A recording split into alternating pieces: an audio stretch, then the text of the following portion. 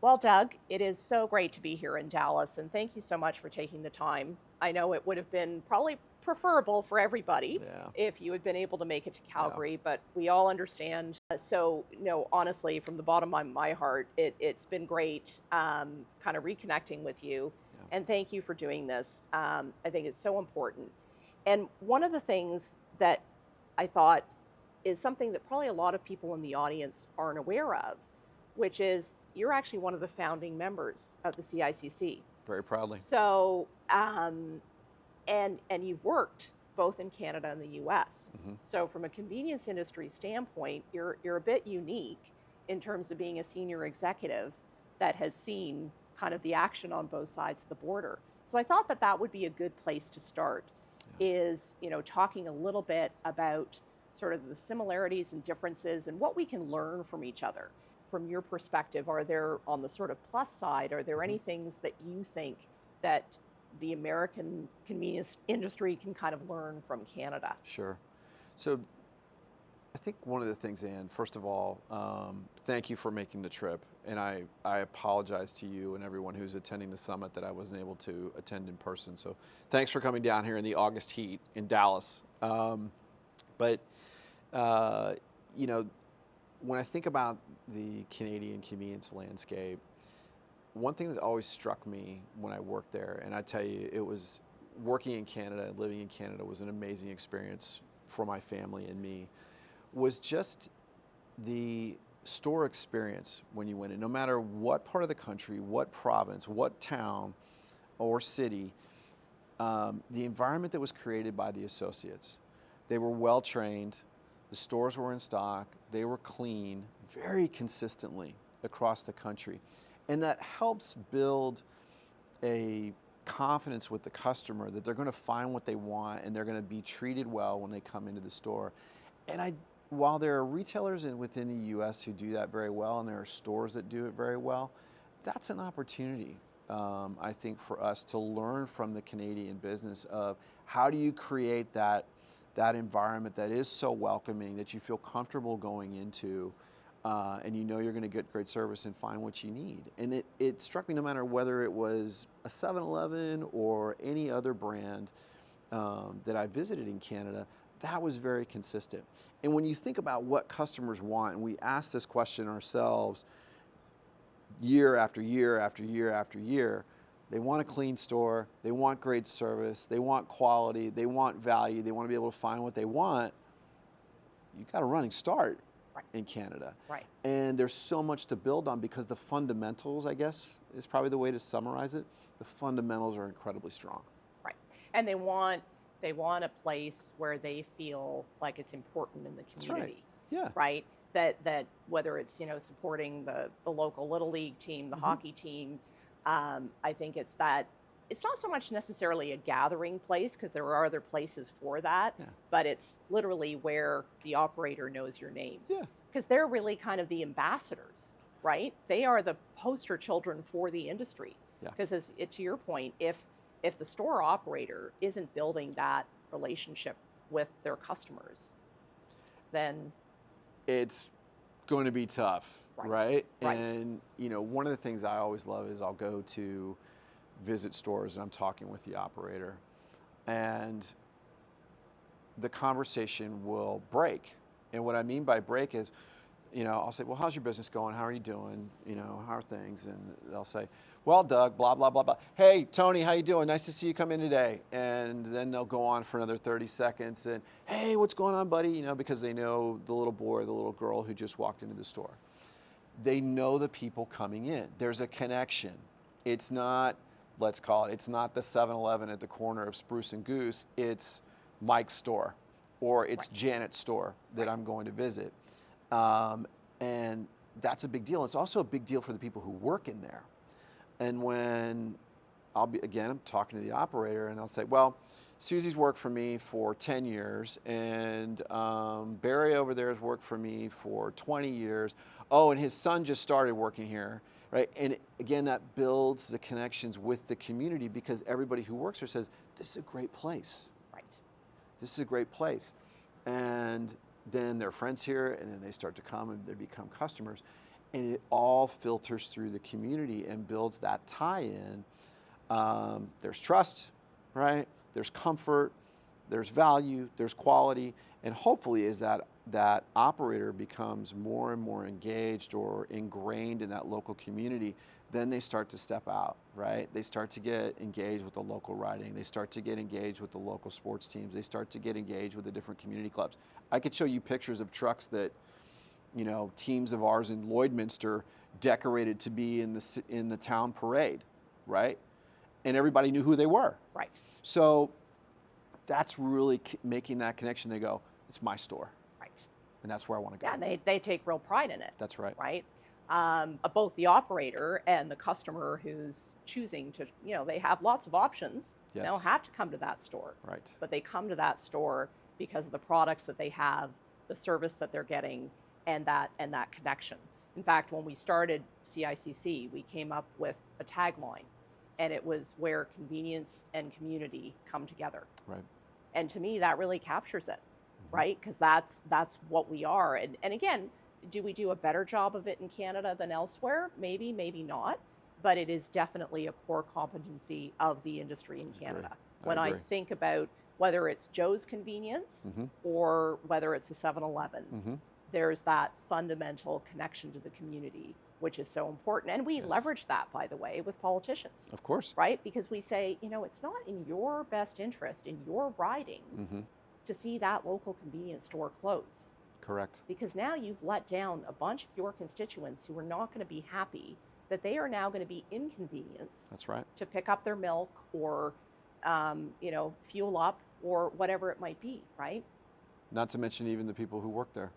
Correct. Right? And the impact it's going to have on them and their lifestyle. And their families. And that's right. That's right. Absolutely. Yeah. And so when you talk about, the Canadian convenience store and, even your stores and whether it's a local independent, it's interesting to hear you talk about that, because I think that's one of the things that we talk about with governments is we say in Canada, the convenience store is often, particularly in smaller communities, it's, as we call it, the only game in town. Right. Right? That's where you go to get your milk because you run out. That's where you go to get the kids a treat. And, you think about the ability to, if that convenience store closes, now what happens? Sure. Right? So I think that connection to community is very important. Not to say that we do a better job of it, but I think you're right. I think at the store level, whether they're sponsoring the Little League team or they're just engaged and involved in the community. And I think that's kind of our core competency as an industry. I mean, particularly in Canada, again, we see it in other parts as well. Now, I think, on the flip side, there's also things that we can learn from the U.S. So what would you say are some of the key takeaways that you think that Canadians can kind of learn from the U.S. landscape? Yeah. So it's there are a couple of areas that come to mind. I think first and foremost is fresh food, right? And while we see challenges and regulations in different areas, taste profiles change on things, people are always looking to eat and they're always looking to drink something, right? Right. Multiple times a day, whether it's a snack, whether it's a meal, whatever. And the opportunity to really lean in on fresh food is huge. And I understand that many in the Canadian convenience industry have decided to partner with QSRs. That's great. But there are varying tastes and changes in what customers want, right? So I think about what I ate when I was growing up, completely different than what my kids eat or what they're willing to eat or what they're willing to try. Right. And what they're looking at when they do eat something. They take something, they turn it around and start reading ingredients. But the opportunity is to find that fresh food niche. And I don't want to leave out beverages either, because that landscape is changing. We see that happening very rapidly in the United States, and I would argue probably will happen in Canada at some point, if it hasn't begun already. But prepared food or fresh food offers the chance to engage with the customer differently and really, again, provide that service with a product they want that's fresh, that's high quality, that's got great value for them. And again, it's a destination for them to come to the convenience store. Right. I want to go get that at this store, and I can't get that somewhere else. Huge opportunity within fresh food. The second one, and the Canadian convenience industry has begun to step into this more and more over the last few years, is around loyalty, okay? And a lot of us, I think, at times feel good like, okay, well, we've got a loyalty program, we've put something out there for customers to use, great, we're done.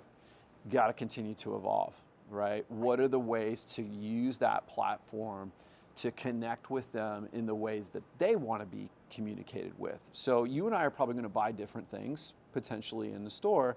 So how do you begin to use that digital platform to communicate with Right. you one way, with me another way, but still ultimately getting us into the store to make a purchase?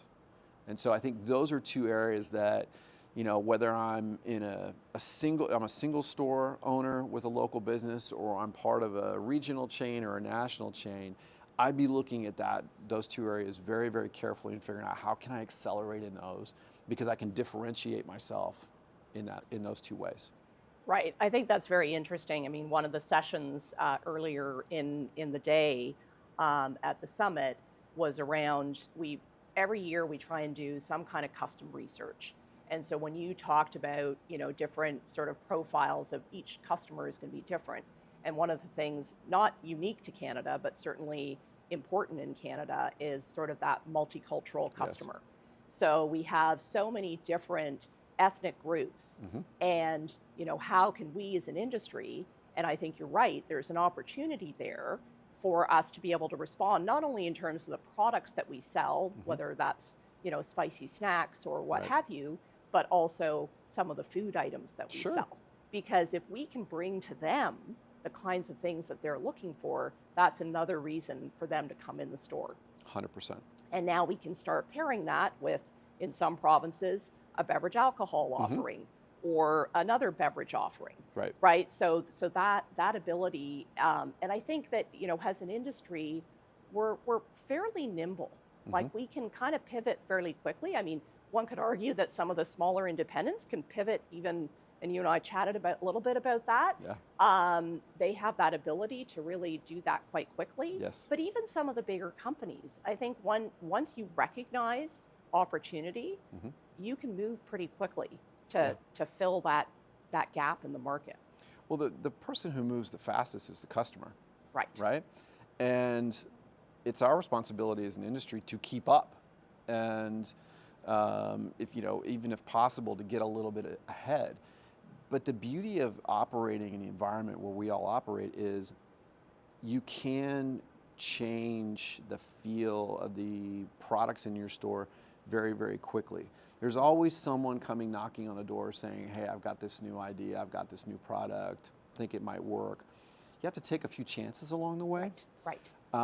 But I mean, there are plenty of products that we see today that had an introductory point, right? And are now staples within our stores. That has to continue.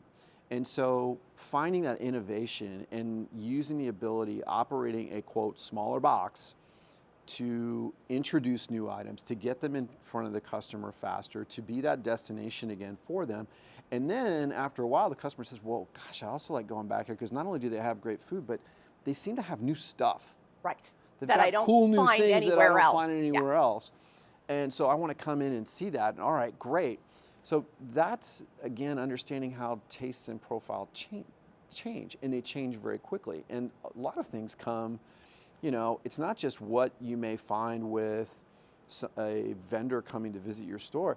It could be something you see through social media that you pick up and go, I haven't seen that before. You spend a lot of time on TikTok? Yeah, Doug? me. Yeah, absolutely. Yeah, that's blocked out for an hour every day. But I know other people do, right? Exactly. And they come and they're like, check this out. And so the next thing you know, you found something different that you can bring into the store.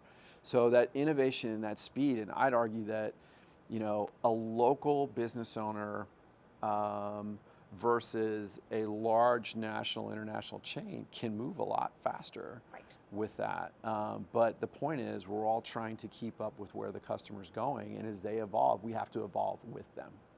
And it's all kind of knitted together because it Yeah. comes back to that connection in the community. Mhm. So the customer comes in and says, I tried this great new RTD, Right. or this great new flavor of pretzel, Mhm. or whatever the product might be. Right. You think you guys could consider carrying that product.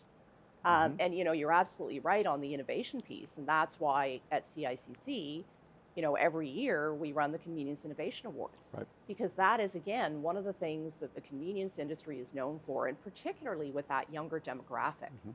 That's where they go to find the latest new product. Right. And so we need to continue to deliver on that, because that's an expectation they have of our industry. They're not necessarily going to go to the grocery store to find that. They come to the convenience store first. So I think that's a great thing about our industry. Now let's, not to take the conversation negative at all, but as you're, I'm sure, very aware, the whole sort of Canada-U.S. relationship and tariffs and the political landscape has been very top of mind, and frankly very impactful on, for just about everybody in this room. Whether you're a manufacturer, whether you're a distributor, whether you're a retailer, this landscape has definitely had an impact. How has it impacted, both your business at 7-Eleven, and what are some of the strategies that you've used to try and mitigate it? Sure. Well, I think through the course of this conversation, the rules may change 3 or 4 times on what's happening, but who knows? That aside, it's very real. Yeah. And a couple of things are on our mind. The first is looking at our products. How do we source more Canadian products? Okay, there are a ton of great opportunities out there that we may not have been aware of or taken Right. advantage of historically. So how do we look at our sourcing and say, okay, these are things that we want to bring in that are manufactured, produced in Canada, and we want to bring those to our customers. And there are also things that we've done within our stores calling out products Right. that are made in Canada. So there's some mitigation through that. I think, though, the bigger concern for us is whatever the outcome is, how does that impact our customer? And what does that do to their buying decisions? There's whether it's a job impact potentially, like we're seeing in some parts of Ontario already, or it's just an impact on their discretionary income, right? That breeds different buying decisions. Right.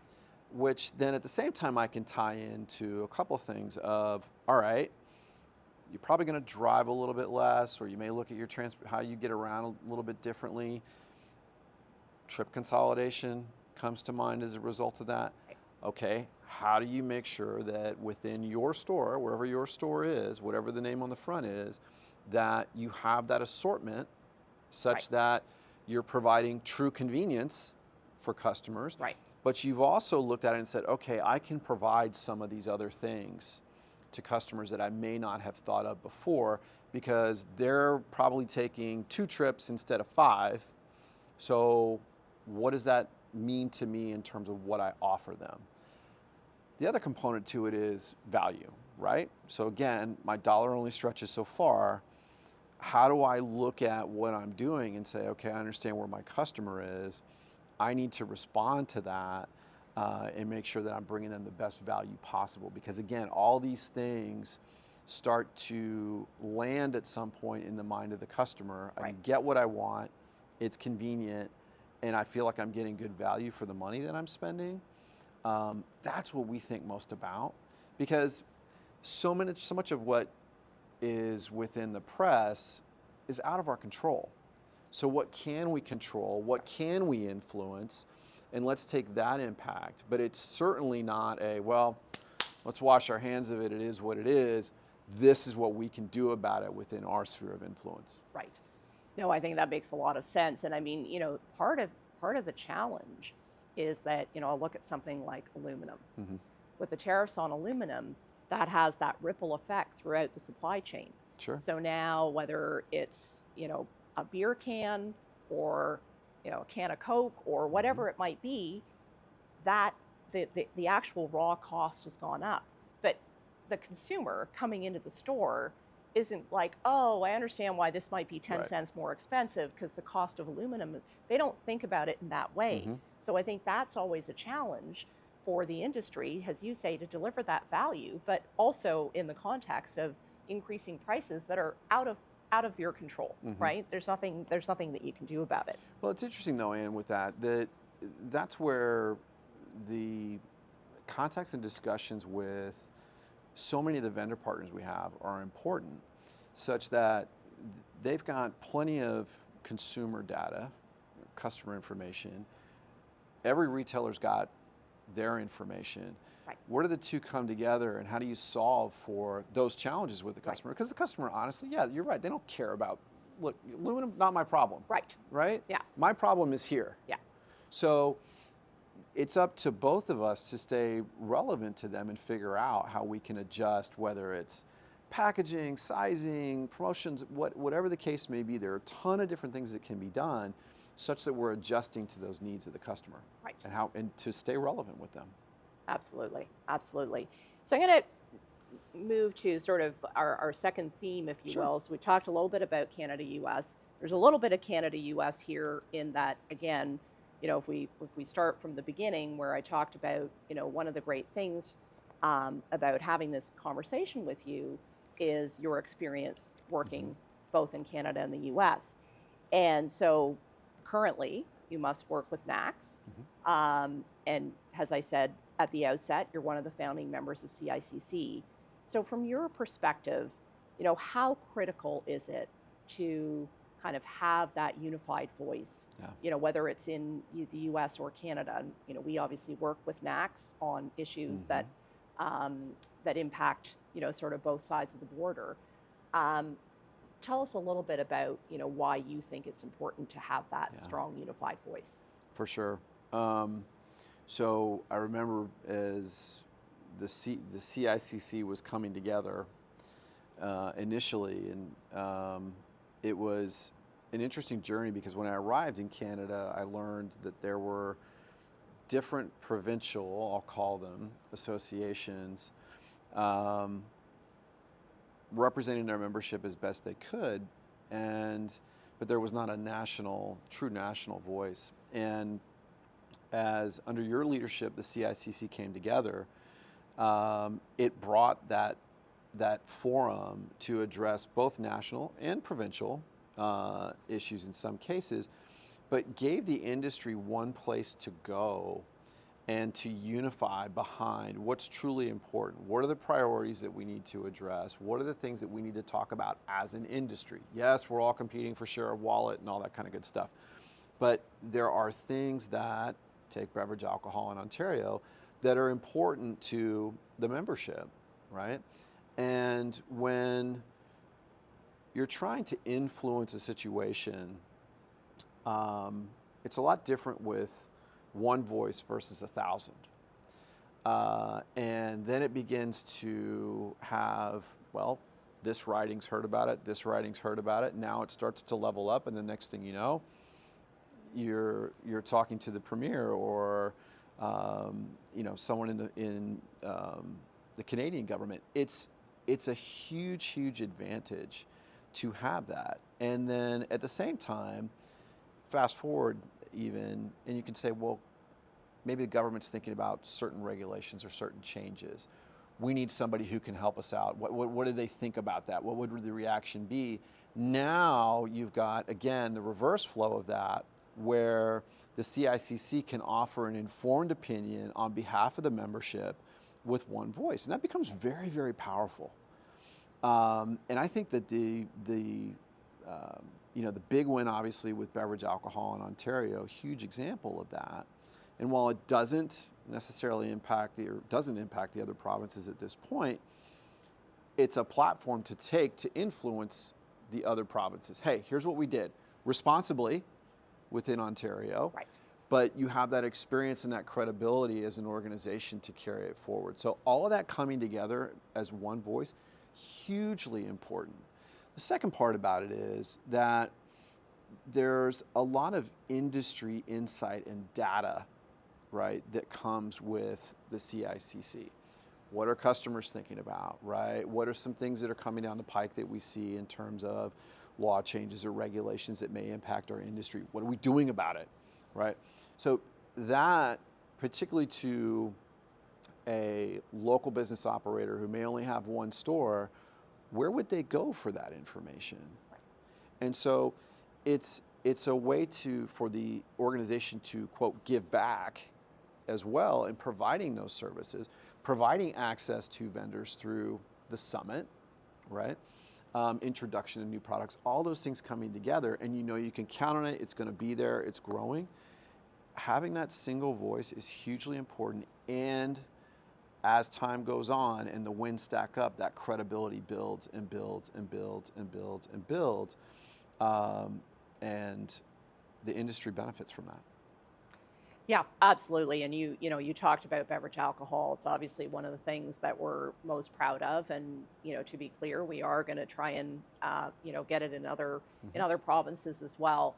And a particular 7-Eleven story that I thought I'd share with you, because it's one of my favorite stories. Because you're absolutely right. It's about the credibility of the association, and we got beverage alcohol across the finish line through relationship building. We were a reliable stakeholder, right. A trusted stakeholder. We came with solutions, not with problems. We didn't say, you can't do it. This isn't going to work. We said, this is how it could work. So we were in a 7-Eleven. Mark Goodman was there. This was a couple of years ago, before we had beverage alcohol. And the Premier's office had asked if we could they were doing an announcement on a gas tax freeze. So we said, sure, no problem, we'll help. And we did that a number of times, because again, you're solidifying that relationship, right? Right. So the Premier, as you may know, Premier Ford, is a big fan of 7-Eleven, and he's particularly a big fan of taquitos. Right. So after the photo shoot, he's got probably about 6-7 of his cabinet ministers, Minister of Finance, Minister of Transportation, quite a few. And they go into the store and they meet the operator, and the Premier decides that he's going to buy a round of taquitos for the cabinet. Awesome. So I turn to the staff person in the Premier's office and I'm like, don't suppose we can grab a photo of that? He's like, yeah, probably not. And literally seconds later, Mark Goodman's behind the counter saying, can we just all gather in for a photo? And so we have that photo, which we'll show. But, again, to me, that was it. And then I quickly, without missing a beat, turned to the Premier and said, Premier, what goes really well? Taquitos.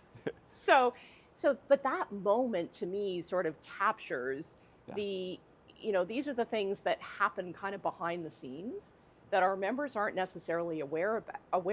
But to your point, it's about making sure that you're kind of that reliable stakeholder that shows up and that makes the case and continues to bring that unified voice. So I think that's really important. So let's talk a little bit about the store of the future. Okay. Again, we've talked about beverage alcohol. We've talked about, a number of things. And I know you said at the outset, 7-Eleven's sort of mission statement, if you will, is, to give customers what they want, when they want it, how they want it. And that, that's been pretty consistent for a long time. Very much so. I think about 98 almost 100 years. Almost 100. I know we've got a big birthday coming up. So how do you think the definition of being convenient has kind of changed? And how do you see it sort of continuing to evolve? Sure.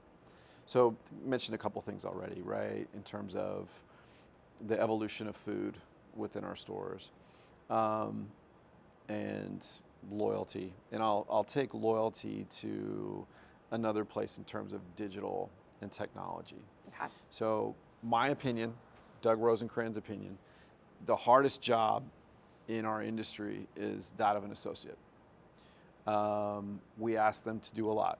Clean the store, stock the store, be nice, upsell on this, remember to ask them to sign up for this, finish the paperwork, make the orders. Like, it just goes on and on and on. And they do a really fantastic job of it. It's hard.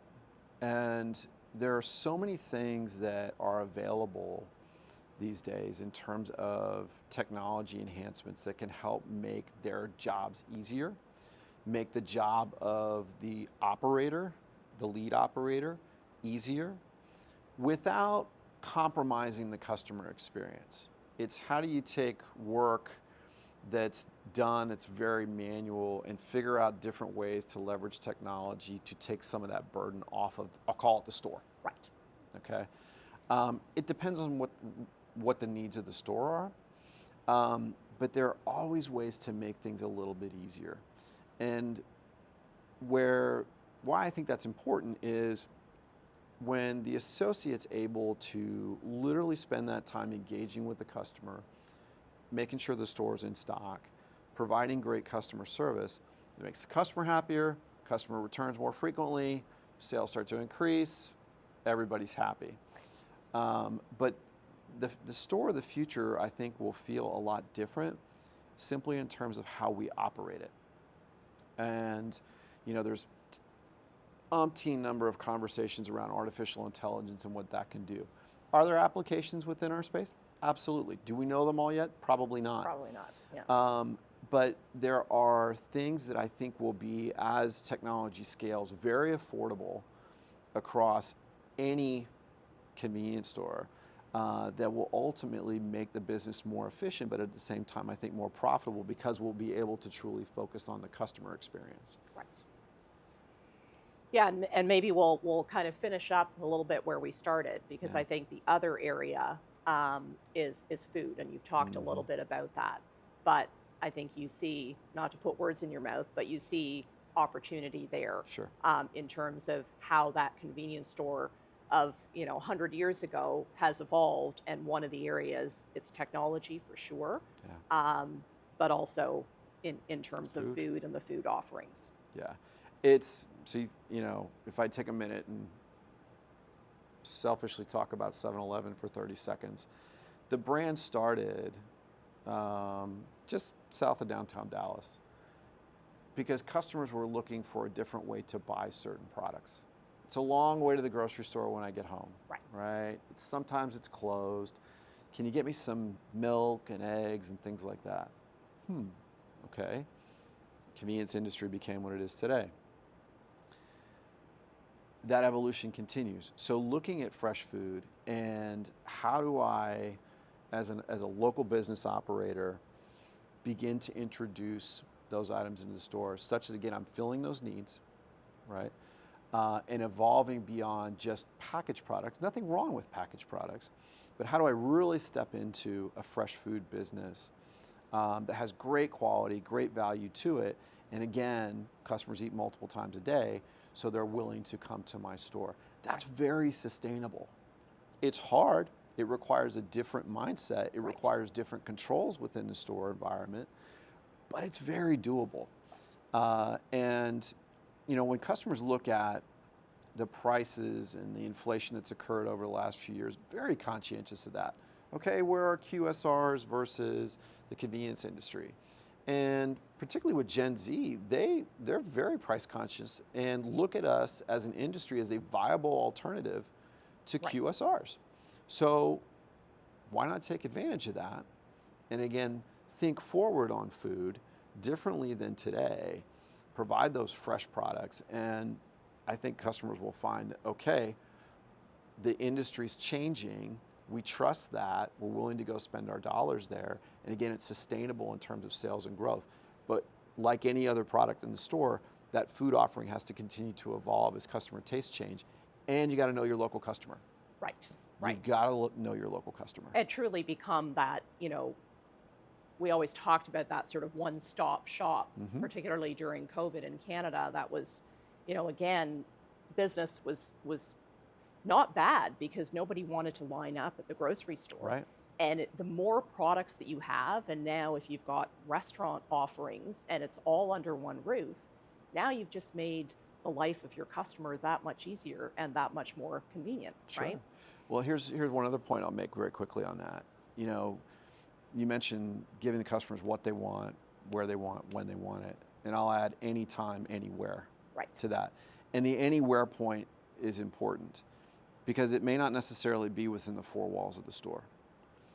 So what are the partnerships, I'll call them, or relationships that can be developed such that operators have the service that can get products from their store to the customer when they Right. want it, right? A lot of ways to do that, but that's almost an expectation these days. You know, you mentioned the pandemic, which is what reminded me of the thought. That's really where delivery took off, right? And became what we're seeing today, and it continues to evolve. So how do I, as a local business owner, figure out a way that I can leverage delivery or even just pick up in store such that I'm providing that anywhere type of service as well? And again, it expands the range of what you have in your store. Right. No, absolutely. Now, we've talked a bit about the store of the future from the perspective of like what you're doing as a retailer. Yeah. But as you know, there's a lot of vendor partners in the room. Sure. So what's your message to them in terms of how they can come along on this journey? Yeah. Innovate. Right. Continue to innovate. Continue to innovate. Continue to innovate. Continue to use this channel as a way to introduce a product to the marketplace, right? We're quick, we're nimble, we can adjust quickly or adjust regularly, but understanding the customer, where they're going and saying, okay, I know this has worked for a really, really long time, something's changed, how am I going to change with that? Right. Let's see if this works. That connection and that partnership is very, very important. But because our history's been one direction, doesn't mean it's going to continue that way. When I say history, a product or a set of products. So understanding the taste profiles, understanding what ingredients customers want to see, right? Understanding what their trends are, and then packaging that, literally packaging that in a way that they want it, in a value format that they want it, bringing it to us and going, hey, give this a shot. Right. That is a huge unlock for us going forward. It's got to be very, very quick, Right. very, very quick. And we as retailers have to be willing to take those things in and try it. And occasionally take risks, as That's you right. said, right? That's Not right. everything's gonna fly. It's not all going to work. But a lot of it will. Yes. And then we can, it's a mutually beneficial relationship. And it So I has think- to work together. Yeah, exactly. Yeah. Well, I think that's a great way to finish things off because, you know, again, I come back to the beginning where it's all about that unified voice. Mm-hmm. And that unified voice isn't just about the retailers, it isn't just about the distributors, it's about the whole industry working together to succeed and bring those customers into the stores with new products, innovation, Yeah. and it's a whole package, and that's why, you know, we are here as the CICC to, you know, help deliver that. Well, and it's an amazing industry, and you know, I think people just figure that whatever products are in the stores when they get there just magically show up, like Magically, poof, that's right. right? It just sort of happens. Thousands of people working really hard across a very complex supply chain with a lot of Absolutely. moving pieces, and at the end of the day, I think our people in the industry make a huge, huge difference. They make it happen, and ultimately, we're serving those local communities, regardless of what the store sign says. The connection to the local communities and that operator using their entire business system to provide what customers want in their neighborhood, the people they know, the employees that they have in their stores, the hockey team that they sponsor, hopefully the local government officials that they're engaged with and know and understand what's going on in the community. All that wraps up together. And it's a complicated business in the sense of you got to manage all those different relationships, but at the same time, the core is we got to take care of our customers. Right. And everybody here at the summit is engaged in doing that and committed to doing that, and you're providing them a fantastic voice to help carry that forward. So it's been really great to be able to chat with you. Thank you so much, Doug. Thank you. And yeah, this has been great. Thank you. It's awesome. Thank you.